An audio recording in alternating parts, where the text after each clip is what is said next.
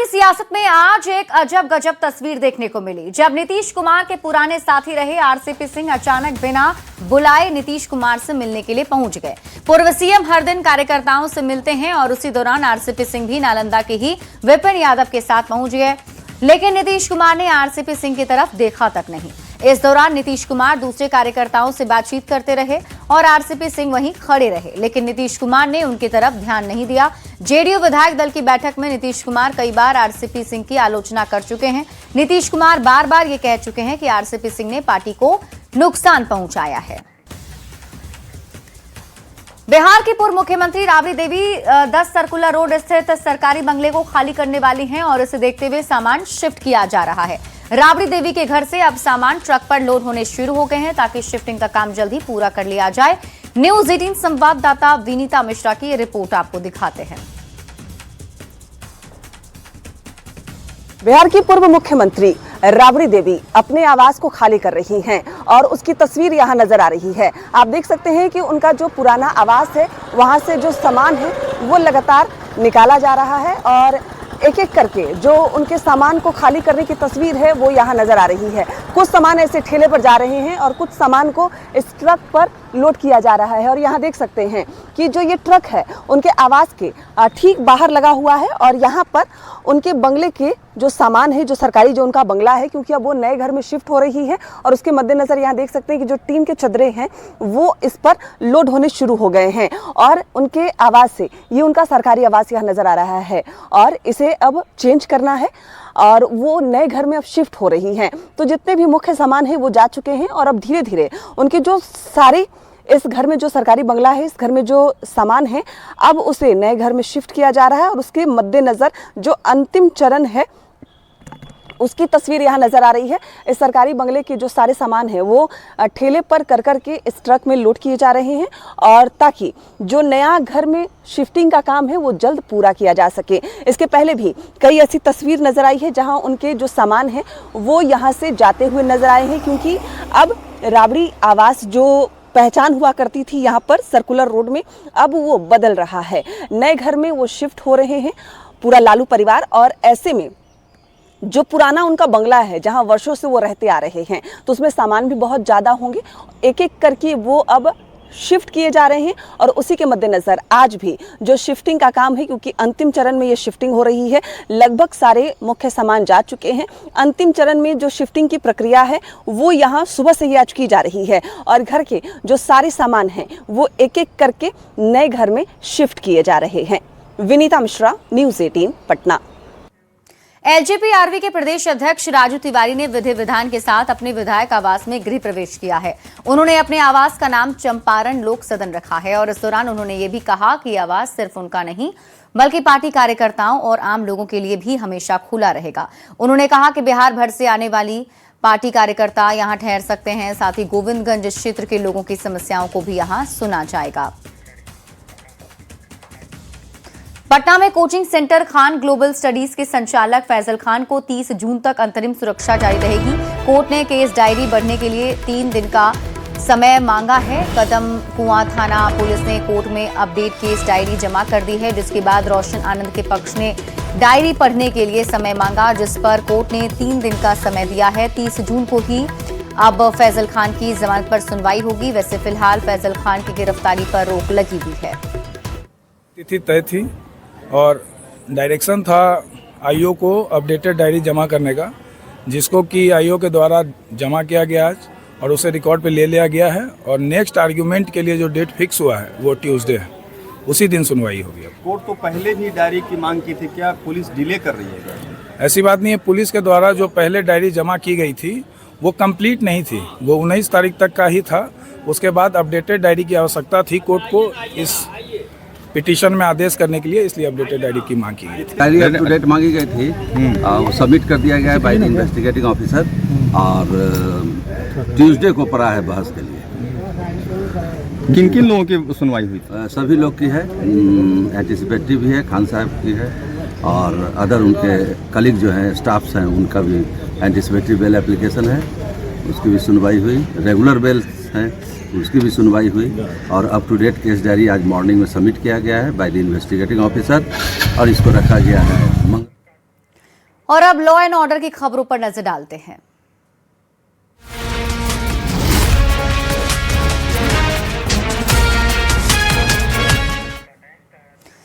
बड़ी खबर वैशाली से है, जहां बेखौफ अपराधियों ने दिन दहाड़े लूट की वारदात को अंजाम दिया और विरोध करने पर एक मजदूर को गोली भी मार दी।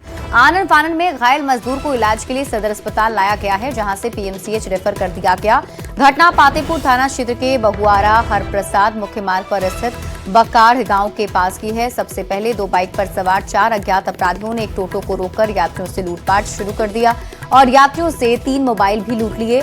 लूटपाट के दौरान रास्ते से गुजर रहे पिकअप पर सवार मजदूरों ने अपराधियों को पकड़ने की कोशिश की, जिस पर अपराधियों ने फायरिंग कर दी, जिसमें एक गोली मजदूर प्रमोद पासवान के पैर में लग गई। जानकारी के मुताबिक टोटो चालक सुबोध सहनी यात्रियों को लेकर पातेपुर थाना क्षेत्र के मालपुर गांव की ओर जा रहे थे, तभी पीछे से आए अपराधियों ने हथियार के बल पर वाहन को रोका। अपराधियों ने यात्रियों और चालक से 3 से 4 मोबाइल छीन लिए और इसी दौरान पीछे से मिक्सर मशीन पर सवार होकर जा रहे करीब 10 से 12 मजदूरों को देखकर अपराधियों को लगा कि ये लोग विरोध न कर दें। इसी आशंका के चलते फायरिंग शुरू कर दी। आ रहे थे, सवारी लेके आ रहे थे और यहाँ आए कैजू के पास आए, आगे पीछे करके आया बाइक से। 2 आदमी पहले आया, आगे बाइक लगा दिया, बाइक लगा के पिस्टल निकाला, भिड़ा दिया हमें। क्या चलाते हैं आप? कहाँ जा रहे थे? क्या चीज़ से जा रहे थे? हम टोटो से जा रहे थे। टोटो से जा रहे थे। कहाँ से कहाँ जा रहे थे? हम महिपुरा से मालपुर जा रहे थे। इसमें 5 महिलाएं थी और एक ड्राइवर था। उसके बाद 2 मोटरसाइकिल, एक पैशन प्रो एक और मोटरसाइकिल थी, जिसपे 4 लोग सवार थे। उन्होंने हथियार के बल पे टोटो रिक्शा को रुकवाया और लूटपाट का प्रयास किया, जिसमें 3 मोबाइल ये लोग लूट के ले गए। तभी रास्ते से एक मिक्सर मशीन जा रही थी, जिसमें लेबर लोग थे, बैठे हुए थे। उन्होंने उस मोटरसाइकिल वालों को रुकवाया, तो फिर मोटरसाइकिल वालों ने फायरिंग किया, जिससे एक जो लेबर था उसके पैर पे गोली लगी। खबर दानापुर से है, जहां पूर्व पार्षद के घर बदमाशों ने कथित रूप से फायरिंग, पथराव और तोड़फोड़ किए जाने का मामला सामने आया है। घटना के बाद से इलाके में दहशत का माहौल है। पूरी वारदात घर में लगे सीसीटीवी कैमरे में भी कैद हो गई। पीड़ित रेणु देवी ने बताया कि स्थानीय थाने में 5 नामजद और अन्य अज्ञात लोगों के खिलाफ लिखित शिकायत दर्ज करवा दी गई है। आवेदन में ये आरोप लगाया गया है कि देर रात आरोपियों ने शराब के नशे में गाली गलौज करते हुए घर पर पथराव किया, फिर फायरिंग की, साथ ही रंगदारी नहीं देने, कोर्ट में गवाही से रोकने, परिवार को जान से मारने की और बेटी के अपहरण की धमकी देने का आरोप लगाया है। घटना की सूचना मिलने के बाद पुलिस ने सीसीटीवी फुटेज की जांच की है। फुटेज के आधार पर एक संदिग्ध को हिरासत में भी ले लिया गया है। पुलिस अब अन्य आरोपियों की पहचान और गिरफ्तारी के लिए छापेमारी कर रही है। किया गया, फायरिंग किया गया, पति को जान से मार देने की धमकी दे दी गई। और इसका कारण है कि कोर्ट में मुकदमा चल रहा है। इस मुकदमे में पति मेरे गवाही बने हैं, गवाह दे रहे हैं। इनके पीछे जान मारने की साजिश की जा रही है। कौन लोग थे जो फायरिंग किए, रोड़ेबाजी? निभिया है, पप्पू है और पंचम यादव है, विक्की यादव है, अंकित है। कल उपेंद्र कुमार, कल की घटना है। बड़ी खबर बेगूसराय से है, जहां सड़क किनारे बोरे में एक युवती का शव मिलने से हड़कंप मच गया है। घटना गढ़पुरा थाना क्षेत्र के रजौड़ पोखर के पास कोरियामा जाने वाली मुख्य सड़क की है। सड़क किनारे किसी ने बोरे में एक युवती का शव फेंक दिया था। लोगों का जल्द ध्यान नहीं जाए, इसके लिए बोरे को भूसा से ढक दिया गया था। दुर्गंध के बाद लोगों ने पुलिस को इसकी शिकायत की, जिसके बाद पुलिस मौके पर पहुंची और पड़ताल शुरू की। जब बोरे को खोला गया तो 18 से 20 साल की युवती का शव पाया गया है।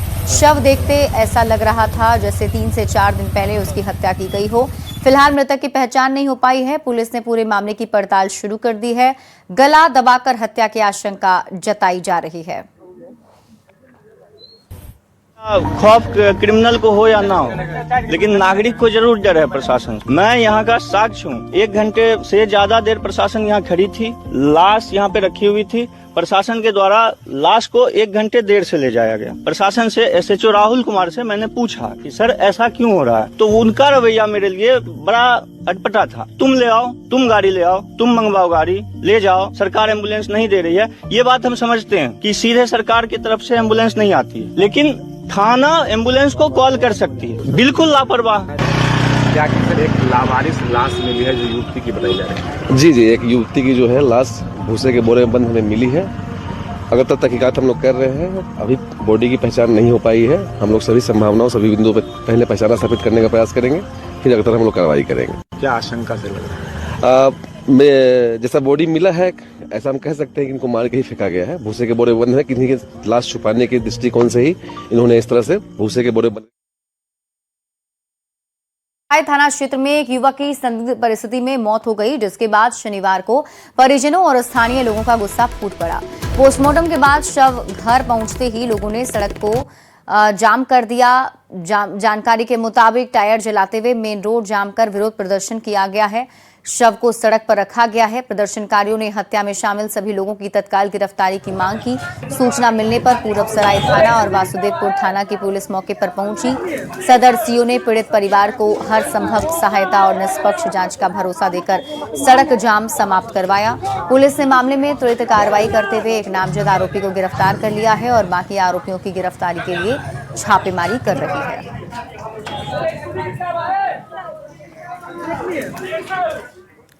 कैमूर से बड़ी खबर है। युवक को हथियार लहराना भारी पड़ गया। मोहनिया में तमंचा लहराते हुए वीडियो वायरल हुआ है।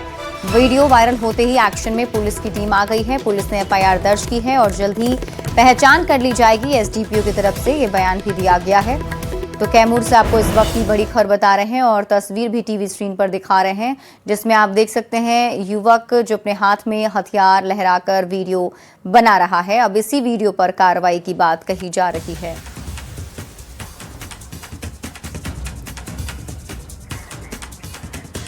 मोतिहारी से बड़ी खबर मिल रही है। रिश्वतखोर एसएचओ संपत कुमार निलंबित कर दिए गए हैं। न्यूज 18 की खबर का बड़ा असर हुआ है। तुरकोलिया के एसएचओ थे संपत कुमार, जिन्हें निलंबित किया गया है। ड्रग्स से जुड़ी राशि बरामद हुई थी। डीएसपी की जांच रिपोर्ट पर कार्रवाई हुई है। अब पूरे मामले की आगे की जांच जारी है। तो मोतिहारी से आपको इस वक्त की बड़ी खबर बता रहे हैं। न्यूज 18 की खबर का बड़ा असर हुआ है। तुरकोलिया के एसएचओ संपत कुमार निलंबित किए गए हैं।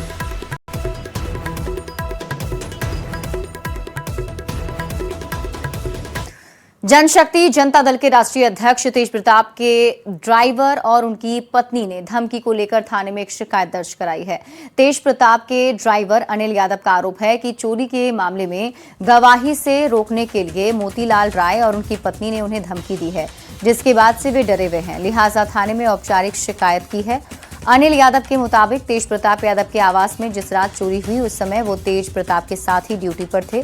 बता दें कि तेज प्रताप यादव ने अपने ही सहयोगी मोतीलाल राय पर आवास से चोरी का आरोप लगाया, जिसके बाद पुलिस जांच के लिए उनके आवास भी पहुंची थी। नाम आया गवाही देने से रोकने के लिए धमकी मेरा वाइफ को दिया गया, जिसके चलते हम भी डर महसूस कर रहे हैं। हम भी आवेदन दे रहे हैं। कौन सा धमकी दिया है? मोतीलाल राय हैं, उनका वाइफ आई थी, 2-3 आदमी और आए थे। रात का टाइम था, हम ड्यूटी पर थे तेज प्रताप सर के साथ में। वाइफ अकेले थी, तो ये बताई जब हम सुबह गए ड्यूटी से तो बताई, तो हम आवेदन देने हम भी। हाँ, हम लोग को डर है, घर पर चढ़ के धमकी देगा तो डर तो है। और अब आपको देश दुनिया की खबर दिखाते हैं।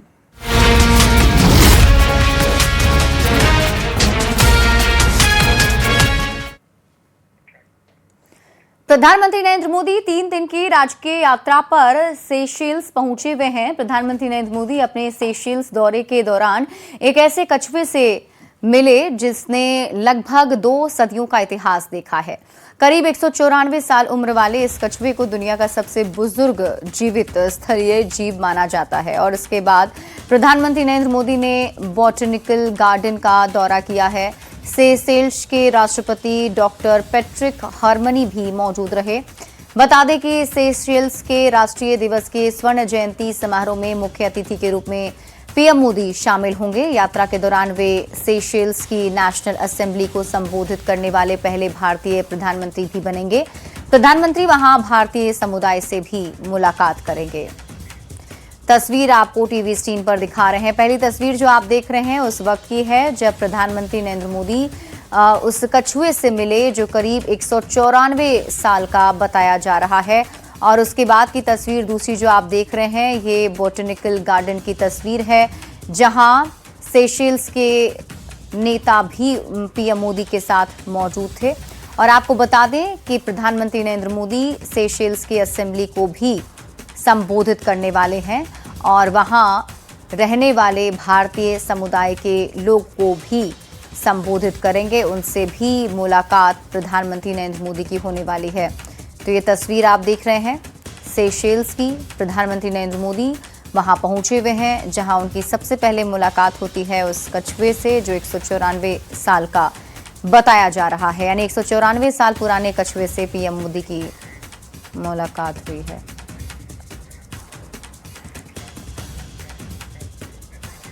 तो भारत आएंगे अमेरिकी राष्ट्रपति डोनाल्ड ट्रंप। अमेरिका के विदेश मंत्री मार्को रूबियो ने इसकी पुष्टि कर दी है। ट्रंप के दौरे को लेकर तैयारी भी चल रही है। रूबियो की तरफ से कहा गया है, उन्होंने ये भी कहा कि हम मोदी के बड़े प्रशंसक हैं। पीएम मोदी और राष्ट्रपति ट्रंप एक दूसरे के करीबी हैं। भारत अमेरिका ट्रेड डील भी अंतिम चरण में है। भारत अमेरिका का बेहद करीबी साझेदार और सहयोगी है। नृपेंद्र मिश्रा को राम मंदिर ट्रस्ट का मुख्य कार्यकारी अधिकारी यानी सीईओ अब बनाया जा सकता है।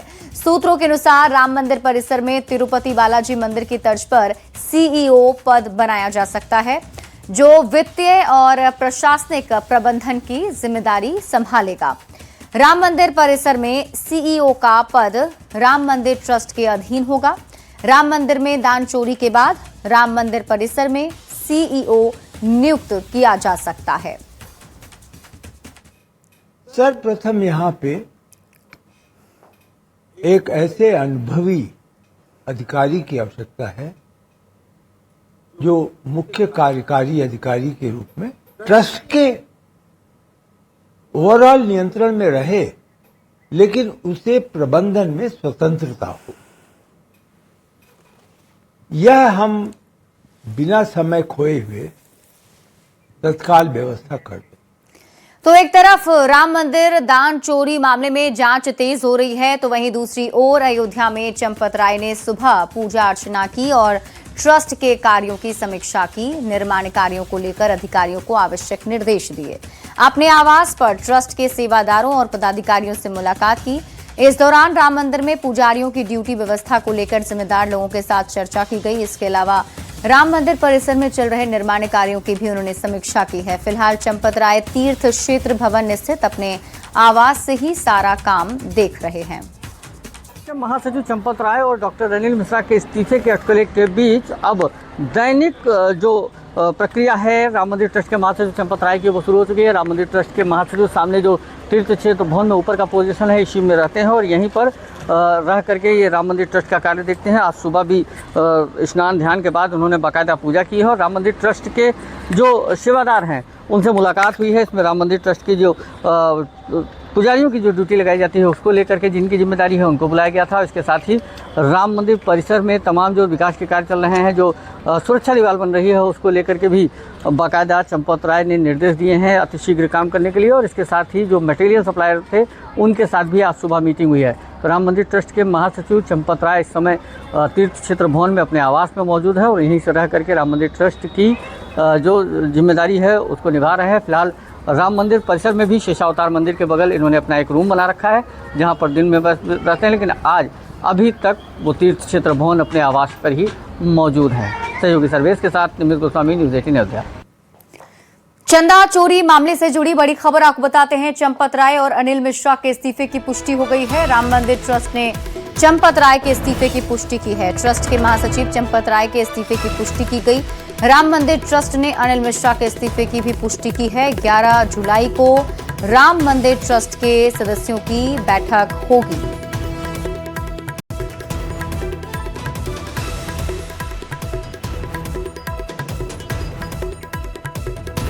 तो वहीं राम मंदिर दान चोरी पर धीरेन्द्र शास्त्री का भी बयान सामने आया। आस्था और भरोसे से खिलवाड़ का उन्होंने आरोप लगाया है। करोड़ों लोगों का भरोसा चोरी किया गया। धीरेन्द्र शास्त्री ने कहा कि रावण का परिवार समेत नाश हुआ। दान चोरी करने वाला भगवान से महादंड पाएगा। धार्मिक उदाहरण देकर उन्होंने तीखी टिप्पणी की। सोशल मीडिया पर बयान को लेकर चर्चा तेज है। रावण तो ये भी है, बस रूप बदल गए। इन्होंने तो रावण ने तो केवल माता जानकी जी की चोरी की थी। राम मंदिर के दान पात्र में लाखों लोगों की श्रद्धा चोरी हुई, करोड़ों लोगों का भरोसा चोरी हुआ। और हमें खबर मिली कि FIR हुई है। अभी और जांच हो और पकड़े जाएंगे, पक्का है, और पकड़े जाएंगे। लेकिन ये तो ठीक है, इतना हम कह सकते हैं, ज्यादा तो नहीं, और कह भी दें तो कोई बुराई नहीं, सच तो सच है, और जिसको बुरा लगे भला लगे वो उसका अपना काम। हम इतना कह सकते हैं, रावण ने माता जानकी जी की चोरी की थी, उसका परिणाम ये निकला कि 7 परिवार सहित नाश हुआ। करोड़ों लोगों के दान, राम मंदिर में राम को दिए हुए दान को जो चोरी करेगा पक्का है वो सरकारी दंड तो पाएगा ही, भगवान का महादंड पाएगा, महादंड पाएगा, ये तो पक्का है, महादंड पाएगा, उसे कोई छोड़ नहीं सकता। महाराष्ट्र में टेट 2026 की परीक्षा स्थगित हो गई है। पेपर लीक की आशंका के बाद इसे स्थगित किया गया है। आपको बता दें कि कल ही यह परीक्षा होने वाली थी। टीईटी की परीक्षा अभी स्थगित की गई है। भिवंडी पुलिस थाने में मामला दर्ज हुआ है और पुलिस हिरासत में 3 लोग लिए गए हैं। पूछताछ जारी है। महाराष्ट्र में कल ही टीईटी की परीक्षा होने वाली थी, लेकिन परीक्षा से एक दिन पहले ठाणे के भिवंडी में पेपर लीक की बात सामने आई है। वाराणसी के राजघाट पुल पर एक महिला गंगा में छलांग लगाने की कोशिश कर रही थी और तभी एक युवक ने अपनी जान जोखिम में डालकर महिला की जान बचा ली। युवक ने बहादुरी और सूझबूझ से महिला की जान बचाई है। इस घटना का वीडियो अब सोशल मीडिया पर भी वायरल हो रहा है। और अब आपको खेल की खबरें दिखाते हैं।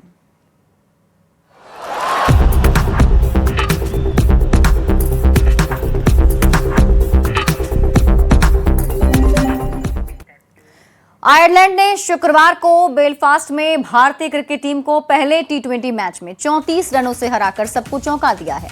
आयरलैंड ने पहले बैटिंग करते हुए 20 ओवर में 9 विकेट खोकर 182 रन बनाए और इसके जवाब में टी20 विश्व चैंपियन भारतीय टीम 18 ओवर 5 बॉल में सभी विकेट खोकर 148 रन ही बना सकी। भारत के लिए अभिषेक शर्मा ने सर्वाधिक 50 रन बनाए। आयरलैंड की ओर से मैथ्यू हफरीज और होलार्ड ने 3-3 विकेट लिए हैं। आयरलैंड की टीम पहली बार भारत को किसी फॉर्मेट में हरा पाई है। आयरलैंड के खिलाफ भारतीय बल्लेबाज पूरी तरह से फ्लॉप साबित हुए।